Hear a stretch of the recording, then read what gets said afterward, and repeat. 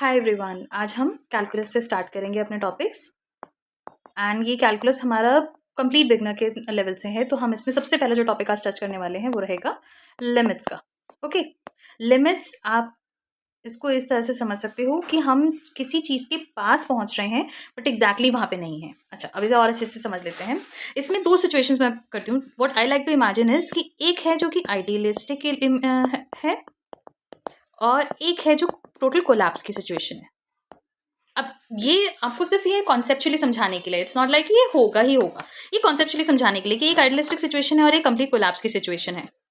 एक इमेजिन करते हैं हमारे पास एक इंजन है जो कि एक टेम्परेचर पे, क्योंकि उसमें फिजिक्स चल रही है, उसमें एफिशिएंसी का काम हो रहा है, तो वो एक टेम्परेचर पे राइज करती है। ठीक है, धीरे धीरे करके टेम्परेचर राइज करती है। हमें पता है कि इसका क्रिटिकल पॉइंट है 500 डिग्री सेल्सियस। इसके बाद ये मशीन कोलैप्स करना शुरू कर देगी, यानी कि this is the critical point.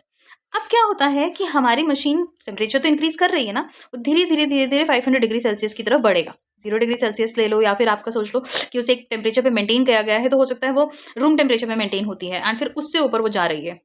तो रूम टेम्परेचर से मेंटेन करके अगर वो 500 डिग्री सेल्सियस की तरफ जा रही है, तो what is the closest point जिसके पास हम पहुंच सकते हैं, जिसमें हमारा जो आउटपुट है, यानी कि इस इंजन का जो आउटपुट हो रहा है उसमें लेस एरर होगी। समझे? यानी कि हमारी लिमिट इस किस तरह से पहुंच रही, अप्रोच कर रही है इस पॉइंट को, दिस लिमिट को कैसे अप्रोच कर रही है हमारा फंक्शन, या हमारी ये मशीन किस तरह से बिहेव कर रही है सबसे क्लोजेस्ट पहुंचने के बाद भी, कि वो एक कांस्टेंट मोशन को परफॉर्म करते हुए जा रही है। उसमें हम ये बोल सकते हैं कि what is the closest point जो हम 500 डिग्री सेल्सियस के पहुंच सकते हैं, जिसके बाद मशीन कोलैप्स की तरफ बढ़ना शुरू करेगी एंड 500 डिग्री सेल्सियस पे कंप्लीट कोलैप्स की तरफ चली जाएगी।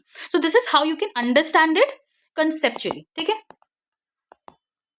ये एक समझने का तरीका है। अब आप एक कोई एग्जांपल ले लो कि if there is a door, मैं डोर की तरफ जा रही हूँ, मुझे डोर को खोलने जाना है। ठीक है, मैं स्टेप्स अपने बढ़ाऊंगी, तो हर स्टेप जो मेरा होगा वो closer to my idealistic situation, यानी कि डोर खोलने की तरफ होगा, है ना। बट व्हाट इज दी, या फिर ये बोल सकते हो कि हर स्टेप मेरा क्लोजेस्ट है what I will ever be then the my previous ones. इस तरह से समझ लो, ये कंप्लीट आइडियलिस्टिक सिचुएशन है। अब इसे थोड़ा सा मैथमेटिक्स तरीके से समझ लेते हैं। लेट्स से आपके पास एक फंक्शन है x2 - 1/x-1। अगर यहाँ पे x, क्योंकि ये फंक्शन कहीं ना कहीं एग्जिस्ट कर रहा है, आप सोच लो रियल नंबर पे चलो एग्जिस्ट कर रहा है, तो हमारा x इक्वल्स टू 1 के अराउंड ये पूरी तरह से 0/0 हो जाएगा, यानी कि ये अनडिफाइंड हो जाएगा, है ना। हमें अनडिफाइंड मिलेगा।